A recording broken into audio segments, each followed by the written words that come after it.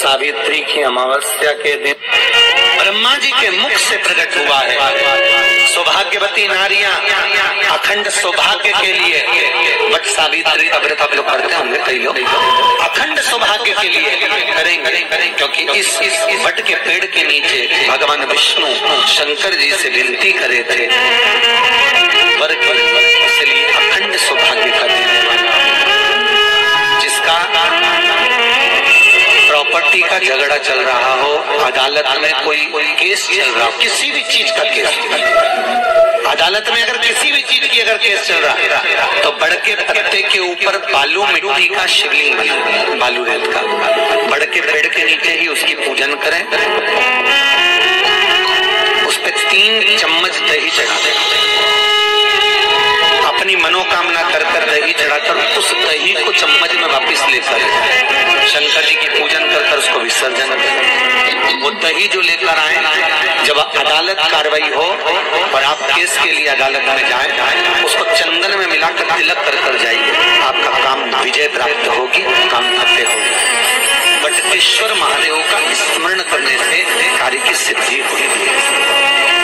जिस बच्चे का एग्जाम में पास नहीं हो रहा हो, अच्छे नंबर नहीं आ रहे हो, वो भी इसी दही का तिलक लगाकर जा सकते। बटकेश्वर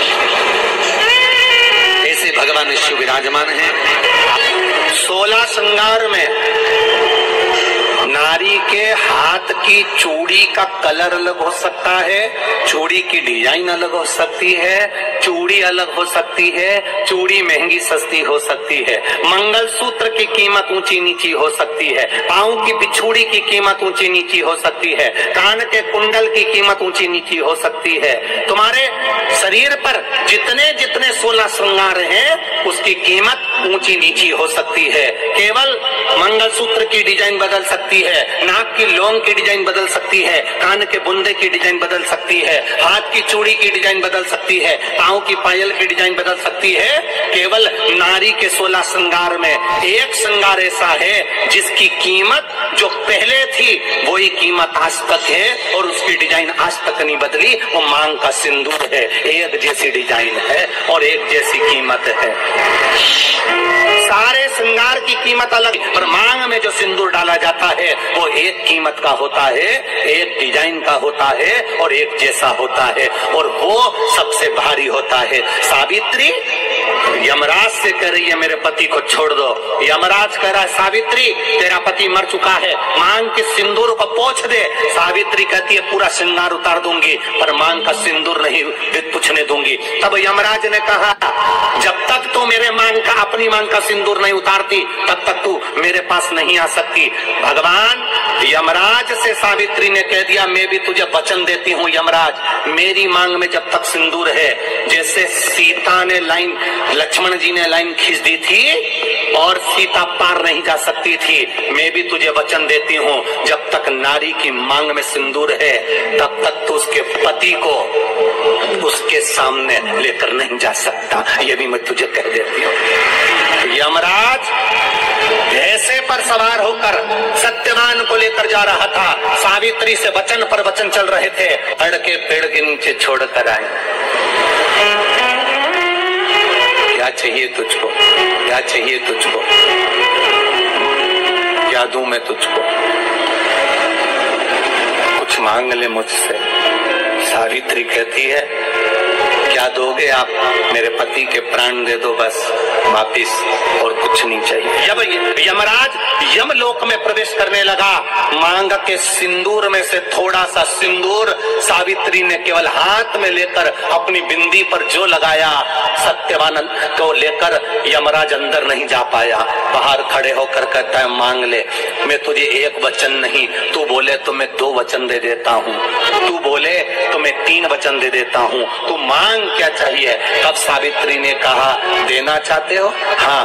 अब यमराज को लगा कि लालच में पड़ गई सावित्री, तब कहा पहला वचन दीजिए मेरे अंधे सास ससुर के नेत्र वापिस आ जाए। यमराज ने कहा तथास्तु।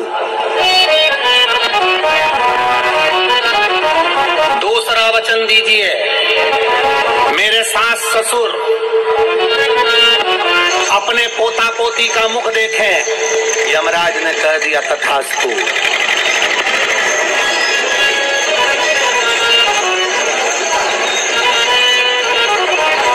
जाओ। यमराज जाने लगे, फिर आग जलने लगी। कहने लगे अब मैं अंदर क्यों नहीं जा पा रहा हूं।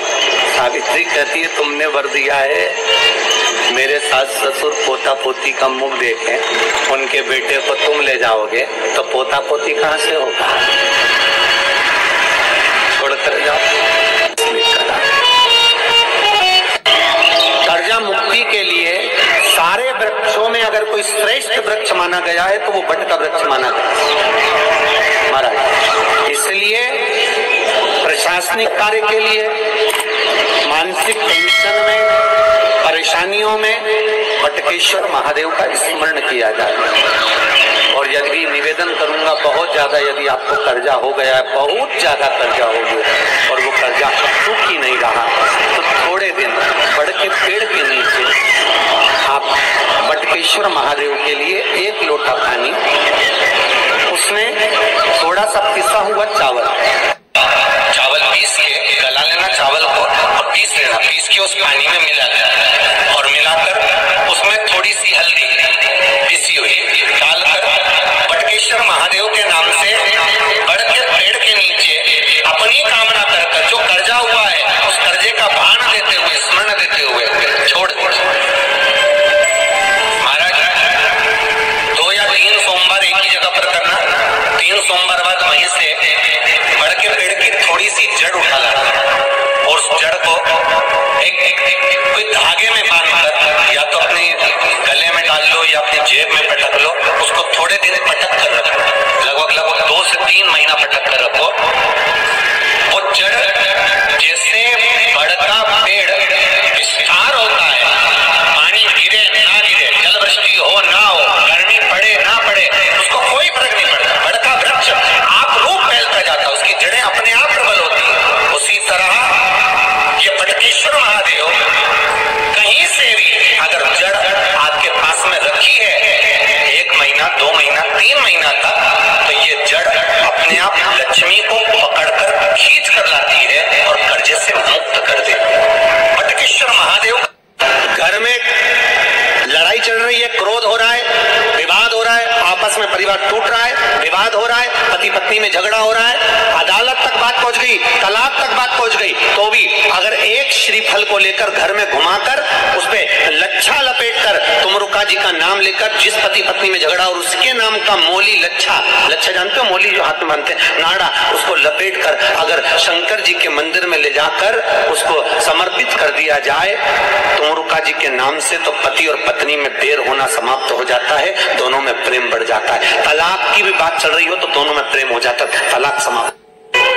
बट सावित्री की अमावस्या के दिन किसी एक माता ने सीहोर आश्रम पर एक मैसेज भेजा और उस मैसेज में लिखकर भेजा कि गुरुजी से पूछना, हम भी तो पति कितना मानते हैं, पति का सम्मान करते हैं, पति को आदर देते हैं, तो हम भी सावित्री की गिनती में। सीहोर से मैसेज आया कि गुरुजी वो ऐसा ऐसा पूछा गया है, आप बताओ क्या कहना है। हमने कहा कह दो, जब बट सावित्री आती है तभी तुम पति को प्रणाम करती हो, जब दिवाली आती है तब पति को प्रणाम करती हो, जब करवा चौथ आती है तभी चलनी में मुंह देखती हो, बाकी के समय तो तुम जूड़ा बांध के ऐसी बोलती हो कि पति थर थर कांपता है।